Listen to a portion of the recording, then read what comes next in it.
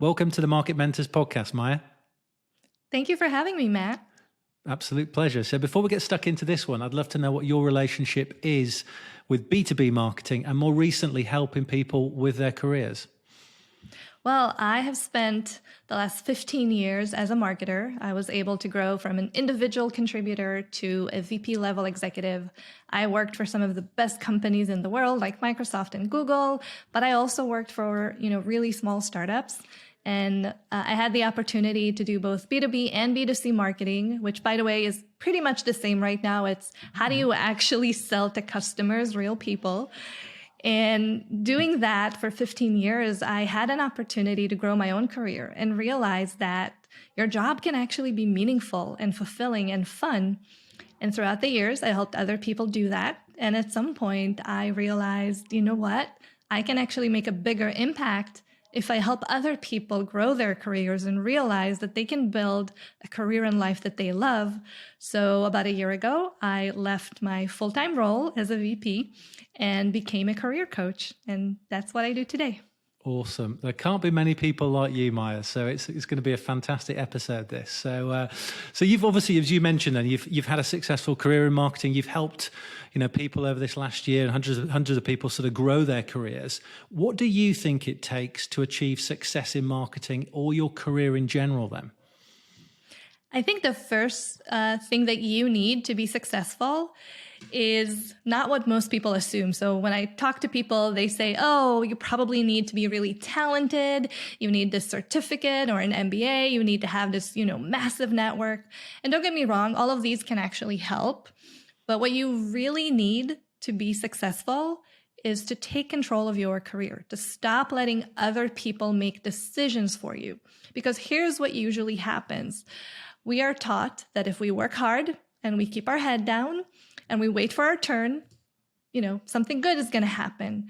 But unfortunately, it's not how it works, because that actually means you're outsourcing your success. You're letting someone else, an employer, a manager, make decisions about your own future, which is kind of ridiculous. I like to think about it when I want to go out and grab a bite. I'm not going to rely on someone else to choose food for me. I'm going to choose my own meals. Why can't we do it with our careers? So step number one, understand that you're in control. You're the CEO of your career, and you need to actually manage it and create the life that you want to see. Now, how do you actually do that? There are 3 steps. So I call this the success formula. And there are 3 things that you need. You need to have a clear strategy, because if you don't know where you're going, how are you actually going to get there?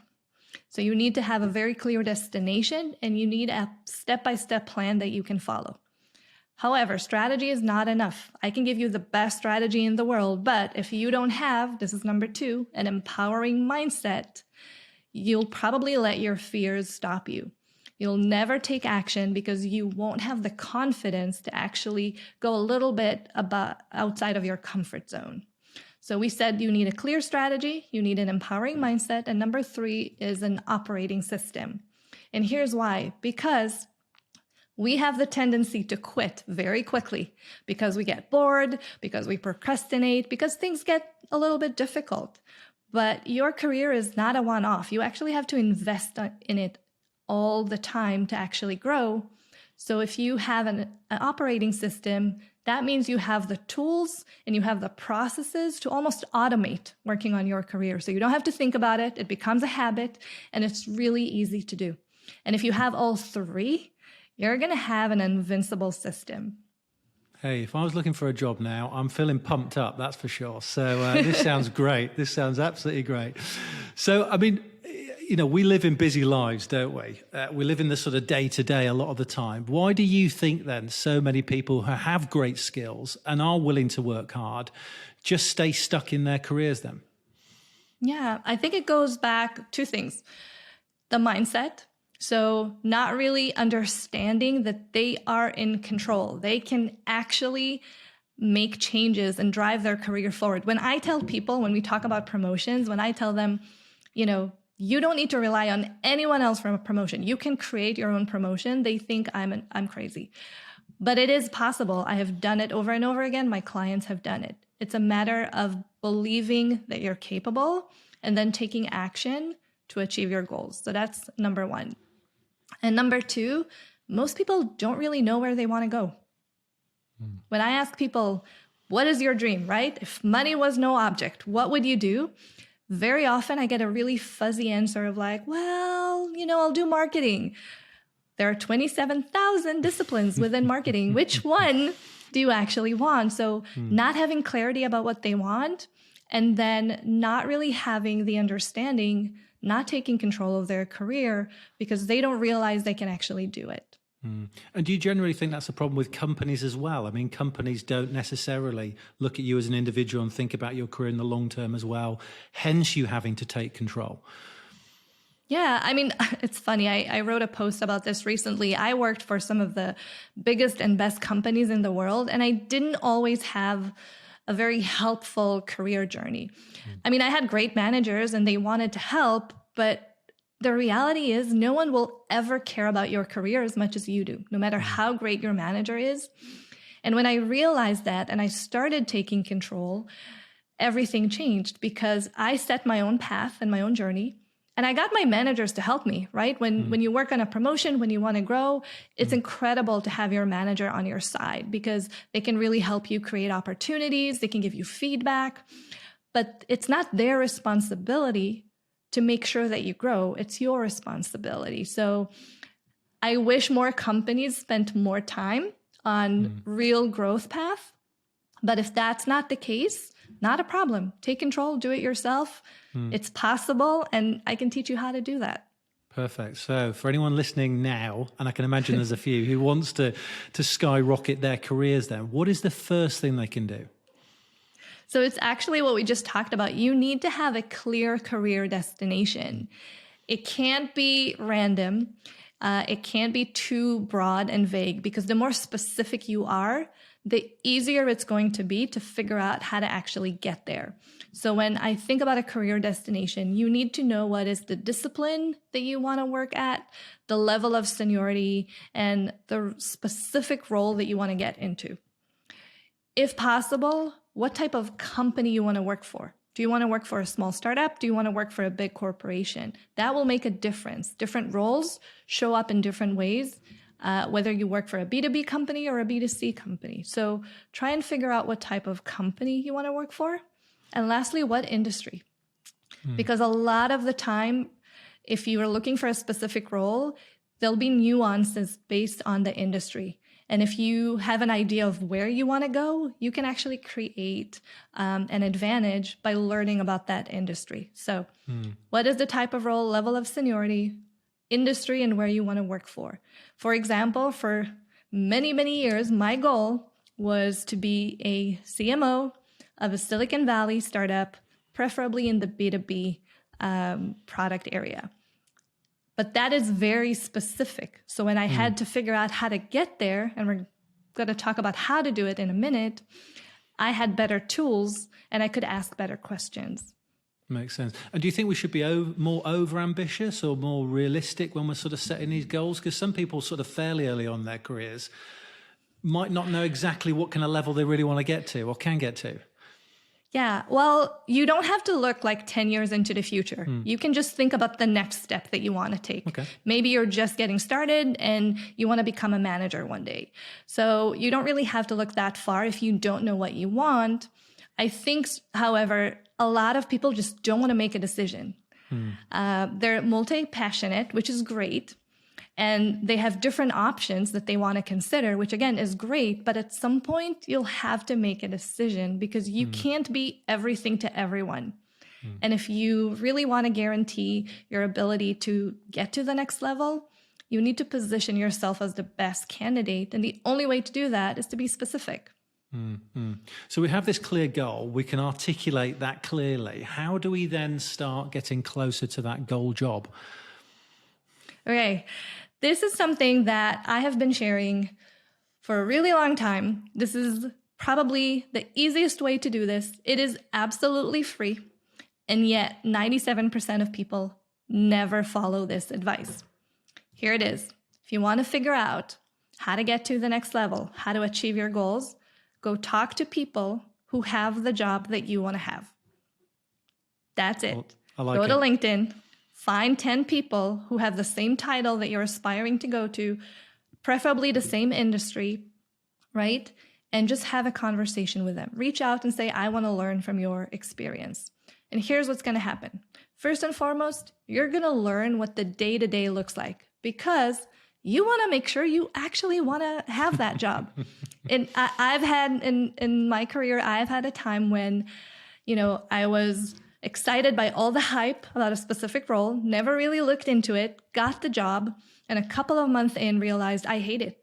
It's just not what I want to do. So you want to avoid that. Start by learning what the day-to-day looks like. If that's something that you like, awesome. Ask them, how did you get here? What really helped you make the jump from where you were before to where you are now? What are the skills that I should invest in? What are the experiences that I should acquire? Really understand the nuances of what it takes. Because you can go and look at job descriptions, but one, job descriptions are wish lists. Very often, you do not need everything that is mentioned on a job description, and you don't want to waste your time. So talking to someone who literally went through the process of achieving your goal will mean that they will let you know exactly what to focus on, what's important, what's not important. And beyond that, you're going to learn the unknown unknowns, the things that you can't Google, the little secrets of the industry or the profession that only people who went through the process would actually know and will be able to share with you. And as a bonus, you're going to build a network. You're going to build a network of potential colleagues within the industry that you want to work at. And these people might actually circle back in a month or two and say, oh, by the way, I'm leaving my job or I'm leveling up. Are you interested? And I've had that happen to so many of my clients just because they started building that network. So how do you figure it out? You talk to people who have what you want to have. You write down all the insights, all the skills and the qualifications that are required. And then you do the work to close the gap between where you are right now and where you want to go. That's a great suggestion, because, I hear it quite often on the other side when people are aspiring to be CMOs, VPs. They become CMOs and VPs and they realize they spend a lot of their time in meetings. And it takes them away from doing marketing to managing people and process and systems and all this sort of stuff. And the job becomes very, very different. And a lot of the time they don't quite appreciate that. But following that process, it would give them a really good insight into what it's actually like, the good, the bad, the ugly. Exactly. So that makes total sense. Often we hear about, from our side, that, people needing X amount of experience. I need 5, 6, 7, 8 years experience, or you need this set of skills, ABM, digital marketing, pay-per-click, SEO, whatever it might be. In your opinion, then, as someone who's had a very successful career in marketing, how important are those things then versus having the right mindset? Well, it will definitely depend on the role, but I would say you need both. And the question is, what do you need more of? And I think very early in your career, I think mindset is probably more important. The ability and the willingness to learn, the excitement, the passion. I've hired so many times for potential with people who are early in their career because it's unrealistic to demand 3 or 5 years of experience from someone who just graduated. It's impossible. So you really need to look for that growth mindset, people who want to learn and are willing to put in the time and the effort. The higher up you go, you need experts, especially if, as a VP, I hired department heads, I needed directors. Those people need to have the skills. They need to really have experience in their own specific discipline. However, they still need the mindset. I will hire someone with a little less experience and a better attitude over someone who is, excuse my language, an asshole, but is really good at their job, because you need to have the right culture. Someone with the wrong attitude will actually impact everyone at in your team, and that's going to be a massive challenge. So I do think that you need both. And in different levels, you'll need a little bit more of one or the other. Yeah. And what about sort of confidence and resilience? Because that sort of mindset comes with that, doesn't it? Sort of building the confidence and the resilience to actually work through this kind of stuff. Any tips there? Yeah, confidence is a tricky one. Because I think most people assume that you build confidence and then you're able to do things. But in reality, it's the other way around. The more you try things, the more you stretch yourself, the more you build confidence. It's actually a loop, right? So if you take action, you learn something. You either fail or succeed, it doesn't matter, but you learn. When you learn something, you have a little bit more confidence because there's less ambiguity. You know a little bit more about what you can expect. So you have a little bit more confidence to take action, and you start the loop all over again.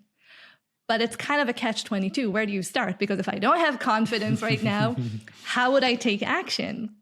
And the way that I teach people how to do it, you're going to need to do 3 things. So step number 1, start really, really, really small. You don't need to tackle really big, ambitious goals. I'll give you an example. One of my goals a couple of years back was to spend more time doing public speaking. And I was terrified. You know, standing on a stage in front of people definitely it was outside of my comfort zone. And every time I thought about it, it felt so big and so terrifying that I couldn't take action. So at some point, I decided I'm going to break this really big, ambitious goal into tiny, tiny action items. And this is what it looked like. Well, step number 1, I need to figure out what I want to talk about. Well, that's kind of easy, right? I just, open up a Google Doc, I write a couple of ideas, not a terrifying task. So I actually did that. I took action. I learned something. I learned that, I have a good idea about what I want to talk about. It gave me a little bit of confidence. Step number 2, look for different events in my area where I could actually apply to be a speaker. Again, not super terrifying. I don't actually need to talk to anyone. It's just a Google search. So I did that. But when you break big tasks into really tiny action items, you start taking action more consistently. And that's how you start the loop and actually allow yourself to build confidence slowly. Now, that's one thing that you can do. The second thing you can do to build confidence is to practice in a safe space. What do I mean by that? For example, if I wanted to do public speaking, going and standing on a stage in front of 200 people would be terrifying. Standing in front of my family and practicing my speech, not a problem. In the same way, if you're not ready to stand in front of the board or the executive team to present something, then just do it with your team. Just find an opportunity to teach someone else in a low-risk environment, and that will give you a little bit of confidence to then go and try and do that in a high-risk environment. So we talked about taking small steps. We talked about practicing in a safe space. And the last thing you need to do is to fight your own fears. And let me explain how you can do that. Very often, the thing that is stopping us from doing anything that we want is our own thoughts. And the only way to get past that fear is to realize that our thoughts are not facts. Our thoughts are a result of our brain trying to protect us from danger. So when we're trying to do something new, when we're trying to get outside of our comfort zone, our brain, thinks, oh my God, this is going to be terrible. There's potential for hurt and pain. I'm going to have to stop you. And how does our brain stop us? It tells us stories that are usually not true because our brain knows that if we're scared, we'll never take action. And that's actually what happens when you feel like an imposter. Have you ever read a book called The Chimp Paradox? No, I haven't. Check it out. It's by a guy called Dr. I think it's Stephen Peters, I think it is. But he does a lot of work with, he's a high performance coach. So he does a lot of work with high-end sports people. He's done loads of work with the British cycling team here in the UK. But he works across lots of different areas. But that's what he talks about, the chimp paradox. It's everybody has that chimp, and you need to put your chimp in your box. And your chimp is going to try and disrupt everything that you want to do. It's going to give you the negative messages. You shouldn't be doing that. It's going to fail. It's going to get all this sort of stuff. And everybody has that chimp. And he just talks about why it happens, what it is, and then the coping mechanisms that you can use to, as I say, sort of put that chimp away in its box. So I love that. Yeah, it's definitely worth checking out. So you touched about it there. Then the fear factor. Let's talk about the fear factor. Invariably, at some point in our careers, we are going to be out of our depth. If I think about situations, it could be when you're promoted into a leadership role, or maybe when you're promoted into a CMO role for the first time. It could be when you're getting your first marketing job, your first proper marketing job. It's termed imposter syndrome. But what can people do to sort of quieten or eliminate that fear, or put the chimp back in the box, as I mentioned? Well, first and foremost, I think people don't realize how common it is to feel like an imposter. The numbers actually indicate that about 70% of people feel like an imposter at some point in their careers. So it's practically everyone. And I know I have felt it throughout my career. At the beginning, I felt it my first day as a VP. I don't think seniority has any impact on it. What I do want to mention is that if you feel like an imposter, you're in good company, because it's more common to feel this way when you're an overachiever, when you're someone who really cares about the work that they do, because essentially imposter syndrome is an indication of growth. It's what happens before you move from who you are right now to the person that you need to become to do a great job, that next level. So it's actually a good thing. However, no matter how much I will tell you it's a great thing, when you feel the fear, you're not going to believe it. And you're not going to remember, oh, it's a good thing, I should embrace it, because the fear is real. Sometimes I used to feel it in my body, like it would be hard to breathe, my hands would shake. So it feels real. So what I usually tell people to do is to go through this process that I call rewriting your story. And it relies on the fact that, once again, your thoughts are not facts. And what you're going to do is prove to yourself that you have absolutely no merit to what you're thinking, that it makes absolutely no sense. And there are 3 steps. Step number 1, write down what you're feeling. If you're thinking, I'm not good enough, I'm not ready, they're going to make fun of me, just write it down. Sometimes just the act of writing it down, so taking it from your head and kind of putting it externally, really reduces the amount of fear, because it feels a little less intimidating. Step number 2, you're going to play detective, and you're going to question your own thoughts. You're going to look at what you wrote down, and you're going to try and find proof that it's either real or not real. Let me give you an example. If you're thinking, I'm not good enough, you can ask yourself, how do I know that? Did someone actually tell you that you're not good enough? Did you already try to apply and you were rejected? And very often the answer is no. And even when the answer is yes, maybe someone told you you're not good enough or you're not ready. Who is this person? Are they actually capable of judging whether or not you're ready? And if you're not ready now, can you actually be ready later? Is there anything that you can do to get there, or is this a done deal? And when you start this process of questioning your thoughts very quickly, you'll realize most of it is BS. It's just a story you're telling yourself, and you can tell yourself a much better story. And the way you can do that, it's a really simple trick, but it makes a huge difference. You just add the word yet to everything that you're thinking. I am not good enough yet. I am not ready yet. And here's why. Because I'm not ready is determined that there's absolutely no chance. There's no reason to take action. It's impossible. I'm not ready yet means that there's a gap, means that there's hope, and it means that you just need to take action to get there. So just by using that word and changing the language in your head, you can go from inaction, impossible, to being really hopeful and actually taking action. I love it. Perfect. Now, at the start, you mentioned this whole process isn't worthwhile unless you have something that sort of works consistently then. So, and as you talk about the sort of career strategy, isn't a sort of do it once and forget about it exercise. What do sort of people need to be doing then consistently to stay on track? Well, I like to use this metaphor that your career is like going to the gym. You can't go once and expect a six-pack. It's just not going to happen. This is something you need to work on to build that muscle and to stay fit. So you kind of need to become a career athlete. And what I teach people how to do is to build a career growth routine. That means that you're going to spend time every single week learning, trying new things, thinking about your goals, acting on your goals. And there's a really organized process around it.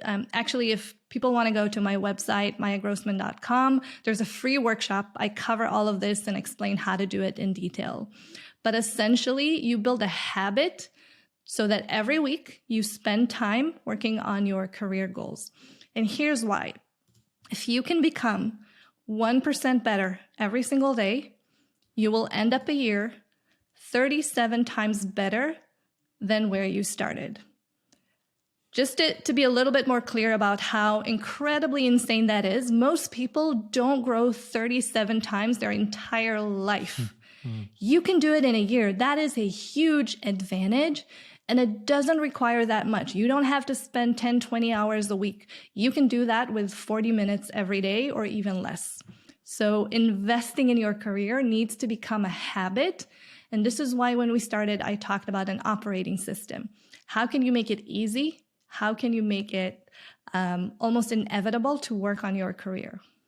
And I liked a post that you put up today on LinkedIn, which was around, I think, one of the jobs that you first took. You actually invited your boss for a conversation, I think, after a period of time. And, you had certain questions for your boss about what you should be doing, what you should continue doing, what you should do less of. So, you are living and breathing there. You're taking charge of your career, and you're actually inviting your boss in to give you a review, which is interesting.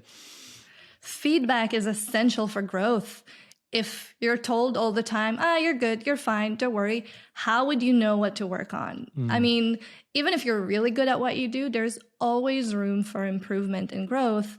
So if you're not getting the right feedback, which was the case for me, I just asked better questions and I got better feedback, and that actually allowed me to grow. Definitely worth following Maya on LinkedIn for sure. So shifting the conversation slightly then, it would be great to pick your brains as someone who's been successful in B2B tech marketing. You've worked for some amazing companies at a senior level. But would you hire for experience or would you hire for attitude? Yeah. Again, I think you need both. Early on, 100%, I would hire for attitude. Later in the game, I think you really need experience. But I wouldn't go for experience without the right attitude. Cool. And what do you think then are the core aspects that a B2B tech marketer needs to master then in order to succeed in their career? Oh my gosh. Well, we already know that from a career perspective, you need to take control. You need to have the right mindset. I would say from a marketing perspective, two things. You probably want to have an owner's mindset. You need to think a little bit outside of your role, especially in marketing. You need to understand how all the different disciplines work together. You need to understand how marketing impacts the business as a whole. The more you can see the bigger picture and not just the day-to-day, the more you'll be able to make better decisions and have bigger impact on the company. So I would say step number one, don't just focus on your own role. Think a little bit broader. And the second skill is probably copywriting. Because if you can do really good copywriting, if you understand people, if you know your audience, if you understand psychology, you'll be able to make amazing things happen without a big budget, without all that crazy tech that we all think that we actually need to be successful. You're going to understand the basics and be able to impact almost any discipline within marketing. So anyone who's getting started, definitely spend time learning copywriting. This has been a fantastic chat. I've really enjoyed it. I know you mentioned it earlier, but what's the best way for people to reach out to you if they're looking for a coach or if they've got any specific questions about some of the stuff we've talked about? Yeah, well, I'm on LinkedIn, Maya Grossman, or you can go to mayagrossman.com and learn about all the different things that I do. Fantastic. I really appreciate your time, Maya. Likewise.